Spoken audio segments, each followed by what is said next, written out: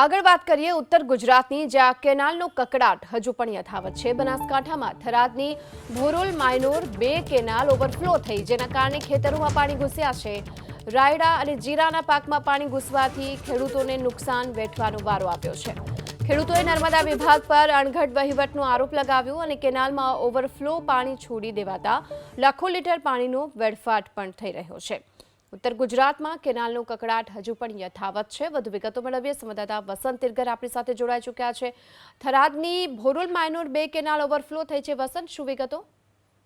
બિલકુલ, જો વાત કરવામાં આવે તો સરહદીય પંથકમાં ક્યાંક કેનાલોમાં કકળાટ છે તે યથાવત જોવા મળી રહ્યો છે। ખાસ કરીને જો વાત કરવામાં આવે તો થરાદની જે ભોરોલ માયનોર કેનાલ છે તેમાં વધારે પડતું પાણી છોડાતા ક્યાંક ઓવરફ્લો થઈને ખેતરમાં પાણી ભરાયા છે। ખાસ કરીને જો વાત કરવામાં આવે તો શિયાળુ, રાયડો, જીરા જેવા પાકમાં પાણી ફરી વળતા ખેડૂતને ભારે નુકસાન થયું છે। ખાસ કરીને વાત કરવામાં આવે તો નર્મદા વિભાગના જે અણઘડ વહીવટના કારણે ક્યાંક ખેડૂતોને ભોગવવાનો વારો આવે છે, કારણ કે તૈયાર પાક છે તે પાકમાં કેનાલ ઓવરફ્લો થતા પાણી ભરાઈ જતા ખેડૂતોને ભારે નુકસાન થયું છે।